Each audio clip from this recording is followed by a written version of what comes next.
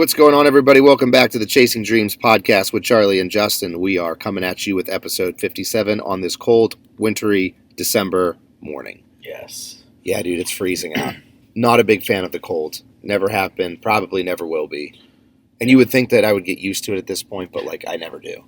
Yeah, it's the way you don't like cold is you're like a beach person. I try to embrace it too. I know that's one of the themes that we've had on the podcast is embracing the hard stuff and doing things that suck and trying to, find comfort in being uncomfortable. But cold weather is one thing that I cannot do that with. Right. I've tried over and over and I just hate it so much. It's ironic we're talking about cold because I tried last night was my first night I was trying to start Wim Hof's cold water stuff. Uh-huh. Oh my.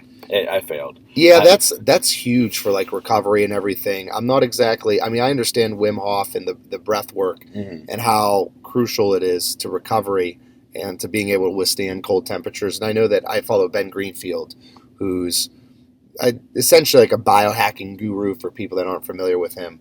And he does a lot of therapies with contrast baths, cold and then going immediately to hot with his showers and certain things like that. It's really interesting. And definitely something that people should investigate. I even do somewhat regularly. I try to do it every morning, but sometimes I'm running late, so I don't have as much time. Where I'll do cold showers in the morning, warm and cold alternating. Yeah. For different periods of time, and I really enjoy doing that. I enjoy the benefits of doing that. I shouldn't say that I enjoy doing it because I don't. But. Yeah, I got to almost cold twice. Yeah. And said, you know what? I ran outside today. It's really cold. I think I got enough cold. You need that cold, that cold-induced thermogenesis. Right. So, how's training going other than that? Really good, man. Everything feels strong. For the first time in a year, I feel pretty strong, actually. Which is kind of ironic considering that the main focus is and will continue to be for the near future cardio improvement. Yeah. Absolutely. Cardio in the sense of, I guess it's multifactorial. I was going to say in the sense of weight loss, but you're also doing it for, endurance purposes too. So absolutely. I guess it goes both ways. I think that's one of the reasons why I fell in love with cardio so much is because it does have multiple purposes for me. You know what I mean? For everybody, not just for me, but selfishly thinking, looking inward, why not fall in love with something that is going to benefit me? And I've had this discussion with numerous people over the years, and I continue to have it, is on the strength portion of things, to be able to, I don't even want to say maintain, we'll take it a step further and say to gain strength, you don't need to do a lot. The one thing that I preach to my athletes in terms of strength training is the development through your movement patterns needs to have a high degree of multiplicity with it. So you need to do a ton of different things for movement, jumping, skipping, climbing, running, sprinting, tumbling, grappling, single leg movement patterns. All that stuff needs to develop holistically or needs to be developed in order to make you, holistically a sound athlete, to make sure you touch on all that stuff.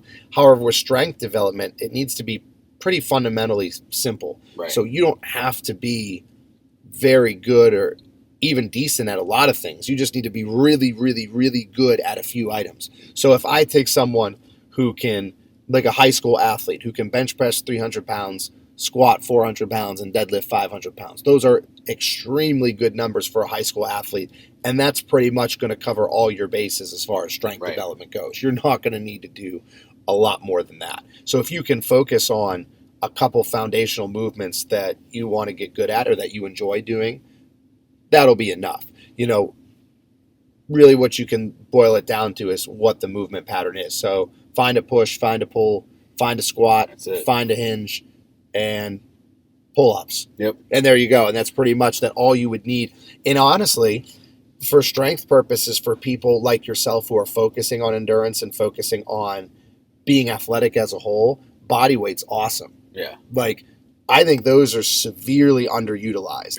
And that's, pointing the finger at myself too, because I don't do nearly enough body weight movements as I should. I do pull-ups, doing pull-ups this morning actually. But I think that dips are a great option, different types of inverted rows. And you can do different pull-up variations. Right. You don't have to be specific there. So I think that someone in your shoes who's trying to lose fat, improve endurance and cardiovascular capacity, you can get by with just doing a couple movements and still getting stronger. Yeah, that's I recently a good friend of mine messaged me, and then he ended up calling me and talking to me about he's starting to lose some weight and he wanted to start going to the gym, and he just wanted some tips and stuff. He's like, I walked into the gym, I signed up, I took my boots off and my shoes on, I walked around, and I was overwhelmed, and I walked out, basically. Yep. And I was like, well, why? Like, you just pick something. At that point, at the very beginning, just pick something, do something. So we talked back and forth, and I kind of put together a workout based off of what I do, which is based off of what you wrote for me over and over and over again. So, like, I just kind of pulled from both of our brains a little. And he almost felt like he was like, oh, this is really simple. Yep. And I was like, yep, it sure is, because it works. It happens all the time, man. It's like, keep it simple, stupid. You know what I mean? Like, and I don't mean you're not stupid, but like, just keep it simple. It's like, like you said, on a push day, like today is going to be a push day. We're going to do 4 exercises for 2 hours, hour and a half. You know what I mean? So it's like 4 movements, 5, maybe 6, depending on, the focus. But it's, probably 2 bench press motions. We're going to do a barbell and dumbbells, because I love the dumbbells. Which, by the way, that was one of the big things this week. I took them 100-pound dumbbells for a ride. Yep, saw that. So definitely worth mentioning. That was fun, because I think it's more worth mentioning that when we first started doing dumbbells together, I was like baffled by your starting point of 50s, right? Because my ending point was like 45. Yeah. Mm-hmm. You know what I mean? When we would do like our warm-ups, like my warm-up set was above where you would finish. Yeah. And I remember distinctly having that conversation with you probably a couple times where I would say, dude, you'll be at the bottom of the rack down by the hundreds and 120s. Yep. I promise you will. And it seems, well, I mean, it was the same thing with your weight loss too. Yeah. Were the goals that you wanted, like 400, 550, or 450 seemed out of reach, and then 425 seemed out of reach, and then 400 seemed out of reach, and 350. You literally could go on for every pound just seemed unreachable at one point or another, and then here you are. Yeah. No, dude, it goes back. That is a common theme with me all the time with people and there's so many varying degrees of it. So, like, I'll talk about my own training specifically. One thing that I continuously find myself going back to is I become more and more primitive and basic with my training. So, like, it continues to be at the foundation very, very, very simple. Some people, ironically enough, think that as you get more experienced, you continue to add different things and your training becomes more complicated. And for me, it's not. Like, I try to get more simple as I go. Secondly, and this is important too, is I have people that when I write training programs for people, they may not seem that complex, I guess, for lack of a better word. They come across as not being thorough, because sometimes the movements that I have for people are very basic, and then I explain to them why I chose these basic movement patterns for them specifically, how they're going to help, how we look to achieve mastery from them. So that's one thing that's important to provide context here, is I always look at, and I've said this before on several episodes, lifting is a skill, and it requires some semblance of athleticism. Right. So I'm not saying that you have to be athletic to lift weights, but being athletic helps a lot with lifting weights. Like, my athletes pick up on strength training so much better than my non-athletes or people who don't have like necessarily an extensive athletic background. They just want to get big and strong. I see it all the time that athletes are more inclined to catching on faster because they look at it with skills. Like, if you and I, went on to, I'm trying to think of kind of like an ambiguous example. If I went onto the volleyball court and you tried to teach me how to serve a volleyball, I have never done it, and I've certainly never done it well, so I'm not going to be very good at it. Right. And I have to practice that skill over and over again. I'm not going to worry about how to pass, how to set, and how to spike. And I'm not going to worry about where my rotation comes on the floor and what our different calls are for transitions. I'm not going to know any of that. I just got to learn how to serve first. Yeah, let me get this down. So I tell people, I still, and you still, and everybody who's been training for a long period of time, still always goes back to mastery of craft or mastery of the skill. Mm-hmm. So people get enamored with, progressive overload. And how many times have we said progressive overload doesn't have to mean weight? It can mean getting your form better. I feel like I've been squatting for decades now at this point, and I feel like I'm still trying to perfect my squat. Every time I squat, I'm like, that's off. I need to fix this, or that needs to be better. So, the moral of the story is basics with training is definitely something that you should, not you personally, but that everybody should take away and kind of like say, look at this as a skill that you're trying to develop. Like, if you want to get a bigger chest, focus on the exercise that builds the chest specifically. Right. That's one thing, I've gone on this tangent here, and I want to continue it because I'm fired up about this topic, is I have become increasingly more performance-based as I've gone on, because I've come full circle with that. Because when you start off, in the weight room or trying to get in shape, you're always looking at the workout itself, right? And then people tell you, as you get, a little bit more experience with your training, that the diet is the most important. Right. And you can have that argument all day. Like, I do people's diets for a living, so I understand that. Right. But sometimes when you provide that context so you're so like over the top with its importance that people think that it's the only thing that it's important. And then they lose sight of the training. Well, it's like, it's just the diet. The training doesn't matter. It's just the diet. Now I focus,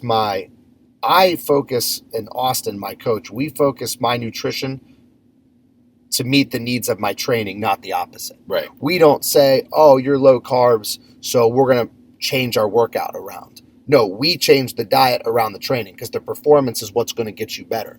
So I constantly look at, like, how is my nutrition structured around my workout, not how is my workout structured around my nutrition. Right. So you're fueling your workouts. Basically. 100%. Yeah, so I focus on training now. I'm very performance-based, and my training continues to get more and more simple as I go. So, and when you say now, right, what is the context of time frame? Because I feel like you've been like that all as long as I've known you. I think that now it's continuously progressive in that sense. So my training this week looks different than my training did a couple months ago. So it's like constantly evolving. And there are periods where I do more. Like, I'm not saying like I go into the gym and do one movement and then that's it. Because you have to accrue at least some discernible amount of volume than most people would. So like if you're trying to build muscle, you're not going to get away with just going in and doing bench press on Monday, squat on Wednesday, and deadlift on Friday. That's not going to be enough to maximize. Right. Can you get stronger doing that? Yes. Can you add muscle doing that? Yes. Can you get in better shape doing that? Yes. But that's not going to be enough for me to build the amount of muscle or to maximize the muscle that I want. Right. So there are periods where I do more. I don't want people to think that, like, when I talk about training primitively and simplistically, that I just go in and do pull-ups and that's it. Right. It's definitely more thorough than that, but I don't do more than 4 exercises per day right now. That's basically where we've been. I know where you've had me basically on my workout program, and whenever, how you talk about releasing people and don't want them to be like a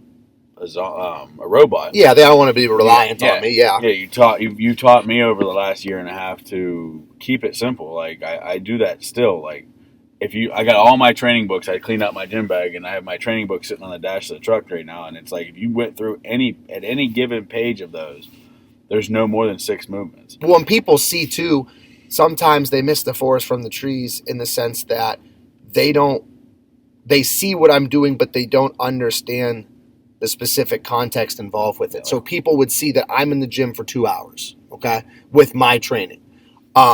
When they look at, lately I've been going before school, so I've been training from about 5 to 7, because around 7 o'clock or shortly before I shower. So it's about an hour and 45 minutes. However, look at specific context here, okay? Because context is everything. Yeah. A large chunk of that pre-workout is spent, I'm not saying doing cardio, but walking and warming up my body. I go through, anybody who knows me knows that I go through a very thorough and comprehensive mobility protocol. Absolutely. So I warm up my full body. Even if I'm just doing arms that day, the whole body gets a warm up. Yeah, because it's the beginning of the day. Yeah. So that usually takes 20 minutes. Right. You know, that I'm being very thorough with that. I'm doing, foam rolling or my percussion instrument using my massage gun, doing some dynamic work, doing body weight movements, going through different flow patterns. Basically, it's like over-glorified yoga. My wrestlers do it every day, some of like the mobility program that I do, and they call it hot yoga because the room's always turned up to a high temperature, so the kids always call it hot yoga is what I do. But that takes up a large chunk. Secondly, right now, and I have been going like this almost since my show, almost over a year. Can't believe it's been that long, where I've been taking a pretty low volume approach, which means like 1 or 2 top sets, which when you put it in that context shows you that like if I'm doing one all-out set of bench, it's going to have to be heavy. Right. So I'm going to have to spend a lot of time instead of accruing volume with lighter weights. Let's say I'm doing 4 sets of 10 on bench.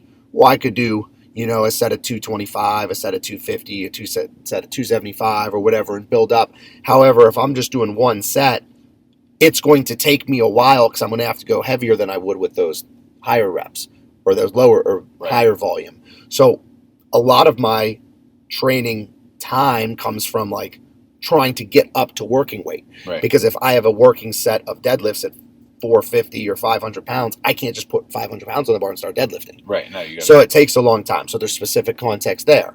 So all in all, when you look at my training, and then on top of it is I'm doing upper and lower splits. Right. So I'm doing upper, lower, upper, lower. So I'm not doing body part specific. So I'm not doing 4 exercises for chest. I'm doing 4 exercises for pressing or pushing. Yeah. So that's maybe 1 shoulder, 2 chest, and 1 tricep movement. So when you look at it there, you say, so yeah, he's spending 2 hours in the gym, but he's covering 4 body parts or 3 body parts. He's spending, a third of that warming up. Right. He's spending another third of that progressing up to working weight. So it's really not like it's that that complex or that time. I mean, it is time consuming because it's taking time, but it's not like it's, I don't want to say it's not effective time because I need it. It is effective time, but it's not time spent actually doing my training per se. Right. It's not executing the workout. Yeah, there we go. That's better. Yes. Because it's definitely part of your training regimen, right? It's just not exercise execution. I like that. That's the way to put it. Yeah. People looking at me from the outside looking in, I can imagine that people have lots of questions. Because once we start, I do my same thing. I do my stretching and stuff. And once we start working out, and I say we because there's almost always somebody that comes with me.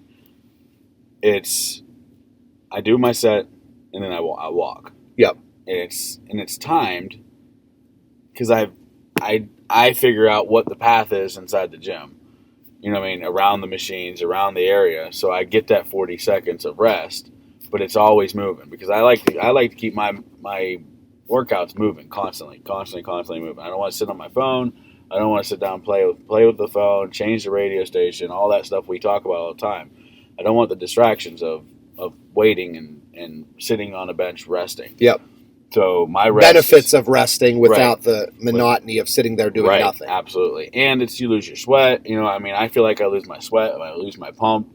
I lose my fired upness. One thing that helps me too is I try to feel the muscle in between sets. So if I'm doing a chest workout, I'll use my percussion instrument or my massage gun on it because I feel like it's going to help elicit a little bit more blood flow. But for me too, I feel the muscle better.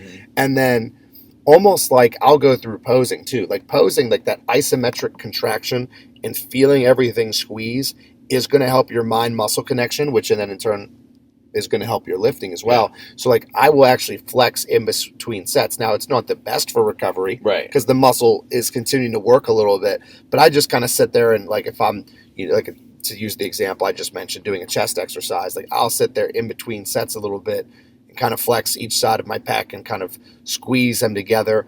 And then if I'm not being effective there, I'll be effective training partner, Right. which I always try to do and push. Yeah. And we talked about that, I think, on a recent episode, is how you and I have both gone from people who enjoy training alone to people who don't like training alone. Right. I love having somebody there, not even just to push me, but I like to have somebody there to push. Dude, I 100% agree with that. So we, Matt Bowling, the guy that, one of my lieutenants in the fire station, he trains with me now. And we train together every day. Not every single day, but our training days are together.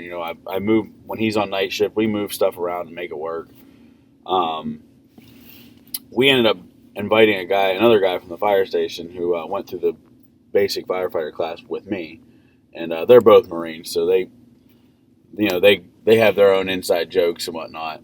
And they're both used to getting up at 2:30 in the morning to lift like you do. So, yeah. Well, not Dylan. Dylan didn't like the whole get up early thing, so that's why he came, because we did it at 7:00 on Wednesday. I have to interrupt you really quick and tell you that, like, you always make me, unintentionally, you always make me feel bad about myself, because I get up at just before 4:00, probably about 3:50, 3:55 is when my alarm goes.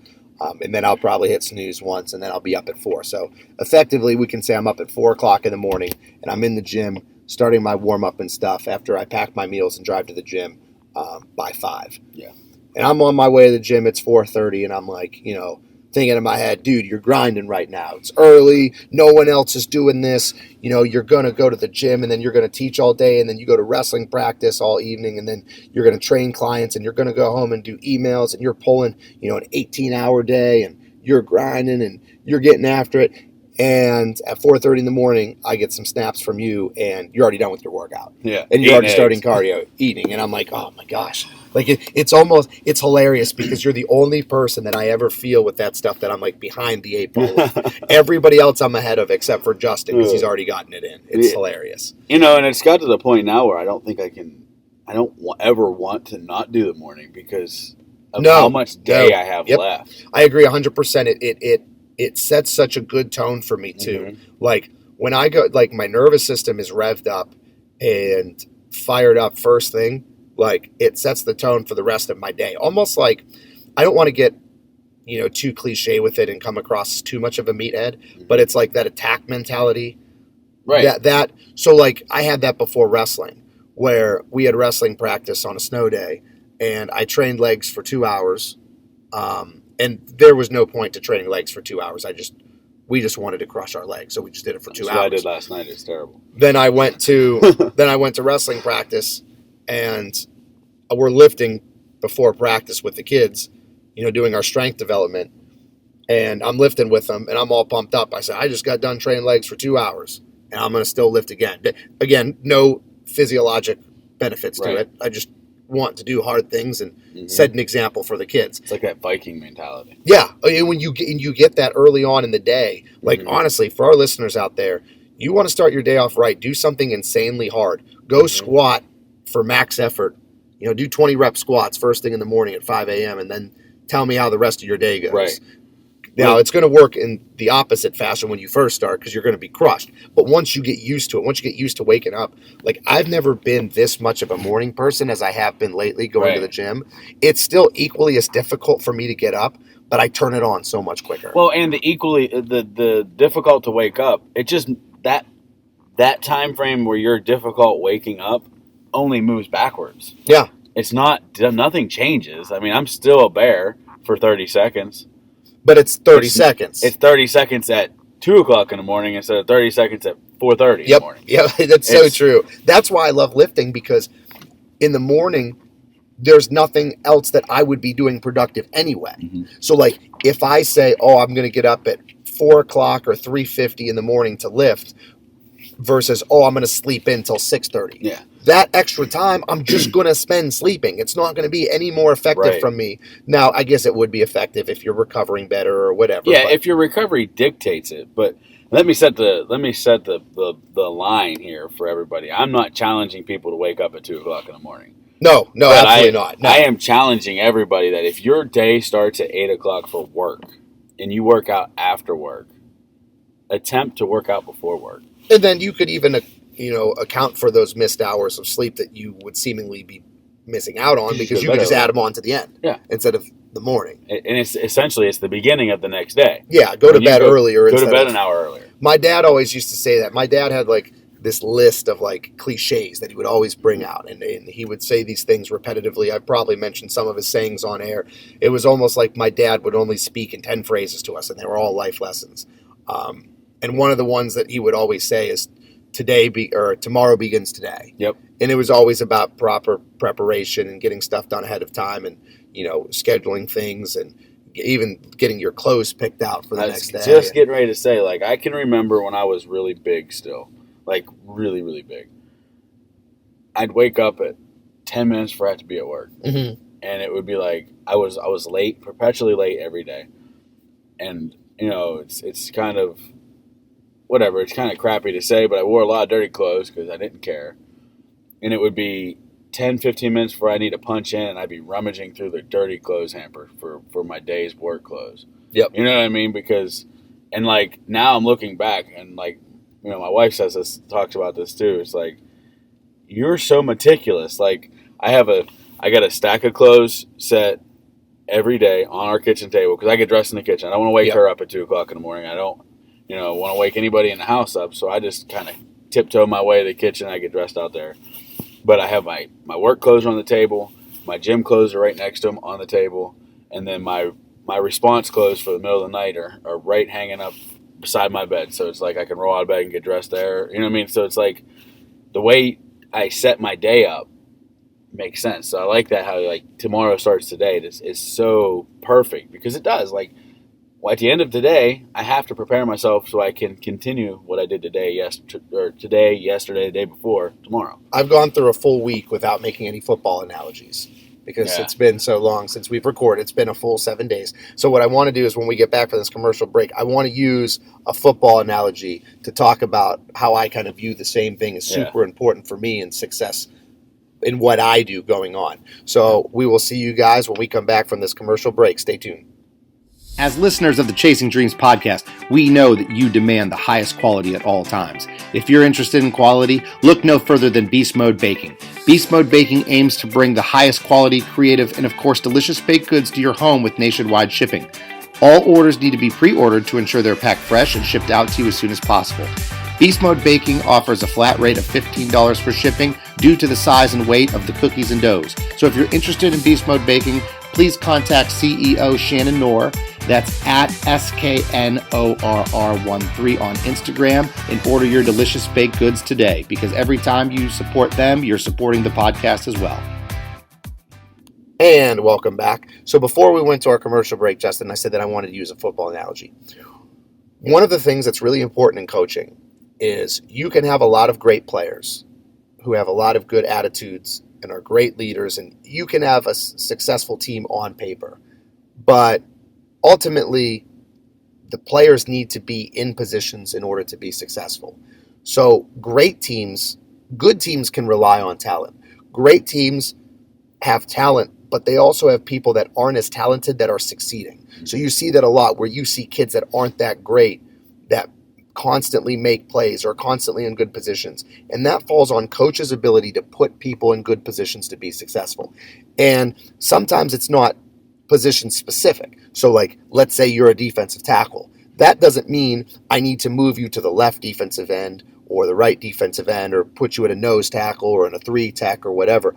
It's not necessarily a position, a literal position to be successful, but sometimes it's what play call am I drawing up? If I'm a quarterback, or if I have a quarterback who's a threat in the run game, maybe we'll do a lot of read option type stuff where he's running a lot instead of throwing the ball, sitting back in the pocket, trying to chuck the ball downfield when that's not his strength. So you got to play to your strengths with your student athletes. So I kind of look at, my mornings as that. I want to put myself in a position to be successful for the next day. Right. So for example, if I wake up at 3:50, I know that it's going to take me a while to get going. It's going to take me probably 5, 10, 15 minutes to actually wake up. I mean, physically I'm awake, but mentally I'm not awake. I can't be working on packing my bags and getting my food measured out and stuff because I'll forget to add ingredients to my morning shakes, or I'll forget to pack a certain supplement into my gym bag, or I'll forget socks. Yeah. So what I do is I do everything ahead of time when, mentally I'm Awake. Yeah. So I'll do things kind of like you the night before. I will take my shirt and tie and my belt and my dress shoes and everything, and I put them in my car. I put my gym bag in my car. So literally the only thing I need to get before I leave the house is my food, food bag, my phone, and I'm in the car. Right. So I always do things as much as humanly possible ahead of time because, like the football analogy, I feel like that does a better job of putting me in a place or a position to be successful. Almost like I can't fail or I can't forget anything because everything's already in there. So it just goes to show you how important like proper planning is, I guess. Yeah, I really like that. I don't go as far as to put like stuff in the car because it's pretty much always in here. That's why it looks like a wreck all the time. But yeah, it's that setting yourself up for the morning every day is it's so crucial. Yes. Like I went to the point now where like I know, like you said, you do an upper lower split, so you know what your upper lower looks like for the next 2 weeks. Oh, I know exactly what I'm going to do today. I go as far as I write my workout out in my book ahead of time now. I used to come in, and it was a habit. We would come in, we would go over to the cable machine, and that's where the boxes are sitting for the box jumping, and the high one, the middle one, and the low one. High in the middle, low on the right, and the middle on the left. I always sit on the low one and write our workout on the middle, on the high one. Mm-hmm. And so Matt always puts his stuff on the left one. And then he still does that. But the workout's already wrote down because I wrote it out while I was eating breakfast the day before. I wonder if I'm the only person, too, who, when that plan, and maybe that's why I'm such a creature of habit, when that gets thrown off, like, if I go to the gym thinking I'm going to train legs, I think about it all day. Yeah. And then when I go to the gym, if I suddenly have to audible and train chest, it's like it's difficult for me to do that because I'm like, well, I wasn't expecting to train chest today. Which that's an important quality in life is being able to roll with the punches and being able to do that. But like that's hard for me, man. It's tough for me too because like you said, and doing upper lower splits and going to, I guess it's important to talk about like when we train. And I know you do the same thing because that's the whole idea of doing the top sets is you're leaving everything on the table. Yep. Every day. So if I did legs last night, and which is weird because I wasn't going to train yesterday. I was just going to do cardio because Matt had to work night shift. So we were just going to train our leg day this morning, 12 hours later. Yep. So I was like, I'll just train legs, and then everybody wanted to do chest today, and it would have worked. It was going to fit. So I was like, all right, I'll just train legs tonight. So I went to the gym last night, and I trained legs, and I was there for and that's the other thing is I can't go after work. Mm-hmm. Because when I go after work, I know I have unlimited amount of time, and that's dangerous. Oh, yes. Yep, I'm the same way. I end up stacking the leg press machine with 14 plates and trying to kill myself. So, and that's what I did last night. Anyway, it's like I don't know where I was at with my thought there. So basically, what I'm getting at is like you have to knowing. So Monday I did legs on Monday. Wednesday I did an upper body day. So we benched and we did triceps and we did some shoulders. I gotta recover. Yeah. So I can't. There's no way today if we walk into the gym and Matt's like, man, I was really looking forward to deadlifting and squatting today, and I'm okay, man. Well, I can watch you. I can yell at you from over here, but it's not happening. Mm-hmm. My legs are smoked. It's just I'm not going to be able to do legs today. Like, so you have to be cognizant of what you're doing too. Like, I would imagine, right? Oh, sure. I mean, because that audible's fun, and I kind of enjoy when we, especially when I was training with you all the time, where your day you were doing a pull day and I was doing a push day, but I was like, you know what, I want to train with Charlie today, so whatever you're doing, I'll just kind of blend in. Mm-hmm. That was fun, but it is hard. It's so being able to do, I would love to be able to straight audible. Yeah. You know what I mean? Just turn it on and say, I'm going to do this. Yeah. Instead of this. That's something I need to get better at. Not in a training space, but just in a life space. Yeah, like because just I in plan general. everything. Yeah, and like I get so bent out of shape. Like, went to visit my family for Thanksgiving. And it was my brother and his wife and their baby, my nephew, my mom, and my dad. And when I go there, it was like this overwhelming need for me to get back to my house. Yeah. Even though there's no reason for me to be there. Like, I didn't have to work on Thanksgiving. I didn't have anything going on, but I didn't like being away from home because it was out. I mean, let me rephrase that. I love being home, but I felt uncomfortable if I was there for a long period of time because I felt like I needed to go back home. It's it was progress. Yeah. Yeah, I know what you mean because, like, when we go on vacation, that's why I tried my best this year on vacation to work out because it was like, I don't want to lose progress. Yeah. It's like, by the time, I never used to be that way. Like, I never used to want to come home from the beach. Like, it would be the end of the week and everybody would be like, oh, we'll see you next year. And it's like, I'm staying, dude. I ain't going back. But now it's like Wednesday, which is like 3 days in. And I'm like, I could get the stuff put back in the truck, this stuff put in the truck, I'll be staging stuff to get put away so we could roll Saturday morning. Yeah, my tap out threshold is very low. Yeah. For stuff like that. It doesn't take much for me to be like, okay, let's go back home. Even if I do plan and know ahead of time that that's what the plan's going to be. I can even say, hey, I'm going on vacation for 5 days. I'm going to come back on Friday. I have no clients scheduled within that time. My online clients know their check-in days, so I'm not going to have to check in with a couple people, or I'll be check-in free on Monday, Tuesday, and Wednesday, or whatever. Like, even knowing that ahead of time, it still gets difficult because I'm still thinking about all the stuff that, I have to be doing or feel like I should be doing or whatever. One thing that's helped with my adaptation to spontaneity is all of my clients now that I have, especially my in the gym clients. So we were kind of thrown for a loop recently where when I go through seasonal change, it usually means a schedule change. So by season, I mean like sports season. So once, winters, like let's say it's like October-ish. Fall athletes are coming back. Like I'm getting my soccer girls back and my soccer boys and my football players. Those athletes are coming back to train with me higher frequency because I still train with them, but it's, multiple times a week now.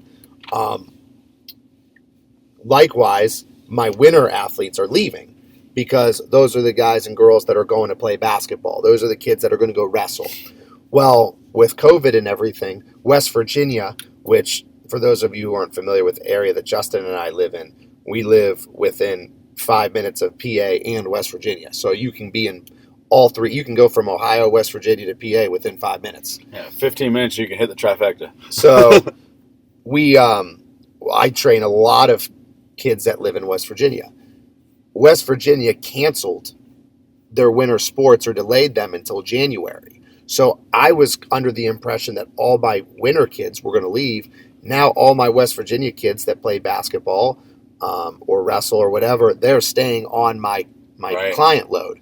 So it caused me a lot of headaches to try to navigate it and get it situated so I get people in. I've had to double up a couple people in like different group settings, small group settings and stuff, which has been fine. Yeah. But it was tough initially. And so having all these clients forces me to get used to being able to adapt on the fly.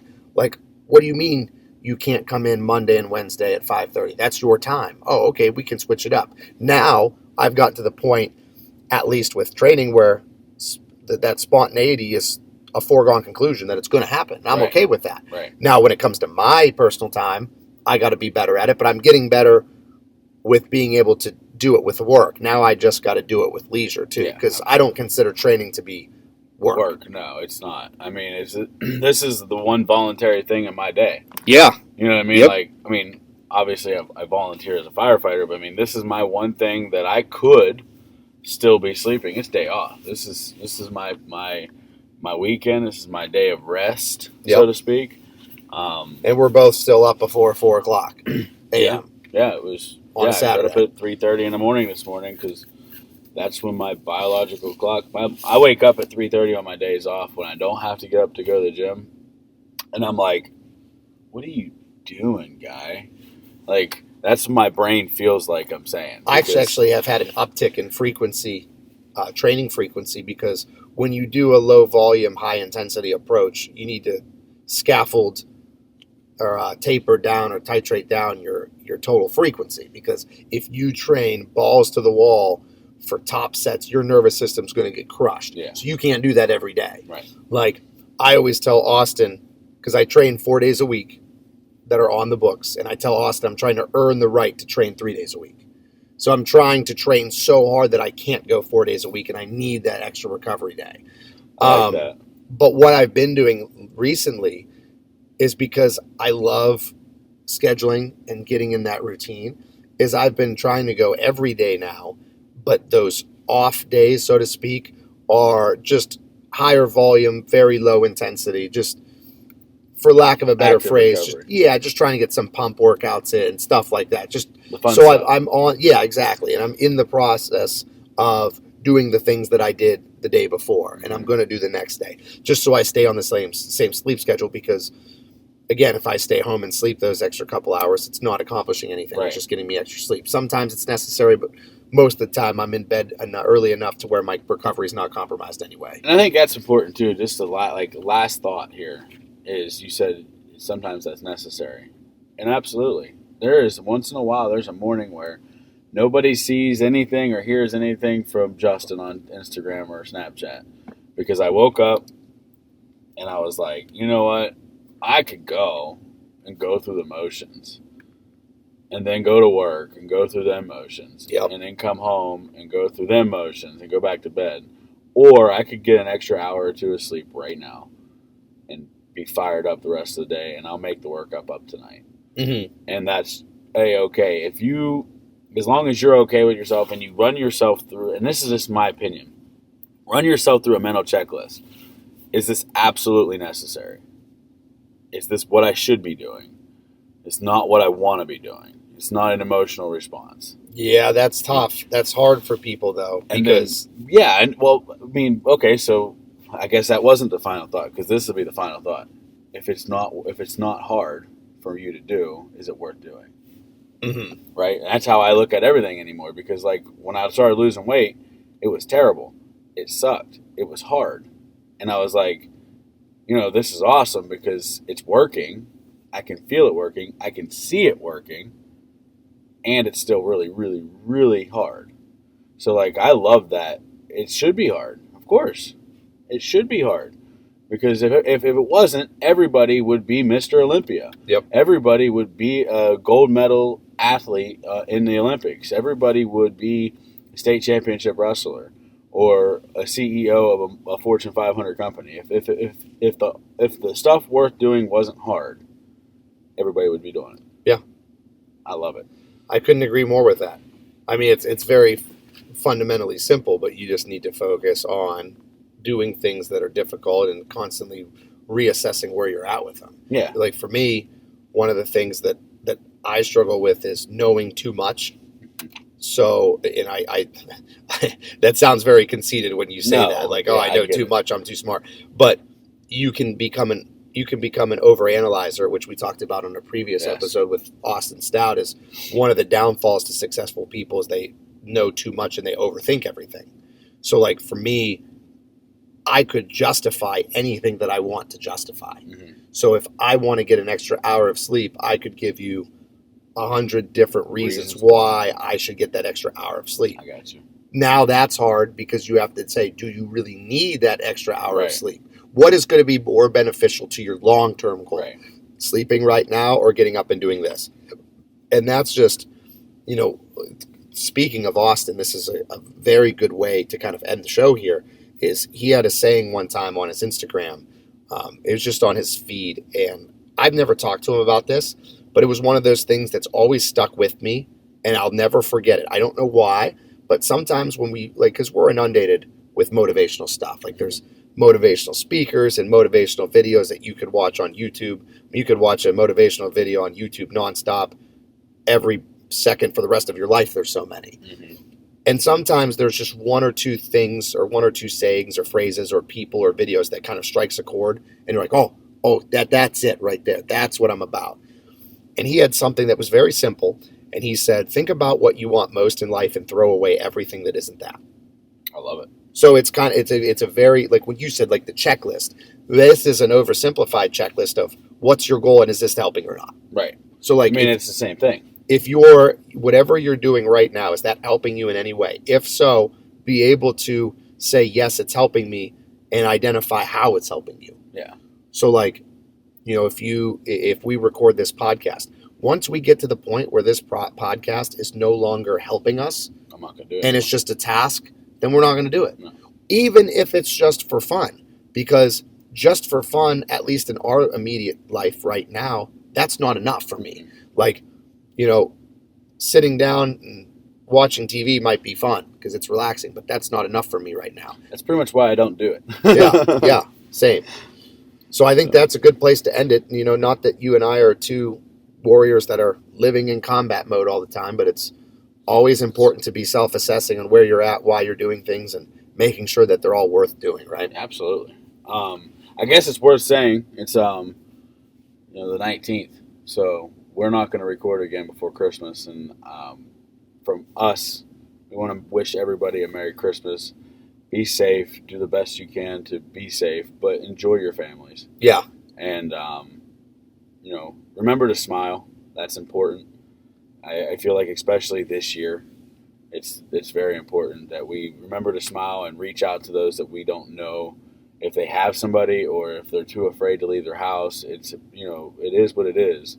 People are afraid of the virus. So let's try to enjoy our holidays and spread some love and some happiness. And I always like this time of year because everything that, we preach about giving back and supporting other people and impacting other people, it seems like it's most pronounced during the holidays because that is the time where it's most visible that people don't have a lot, but it's also most visible that people are willing to give. Yeah. And hopefully that trend can continue up to, through, and far beyond the holidays. Yes. So from the Chasing Dreams podcast, like Justin said earlier, we want to wish you guys a Merry Christmas, Happy Holidays. We appreciate all of you, and we look forward to talking to you after the holidays, after Christmas. So with that, we have come to the end of another episode of the Chasing Dreams podcast. This has been episode 57 with Charlie and Justin. We appreciate you guys tuning in as always, and we will talk to you next week. Unbreakable.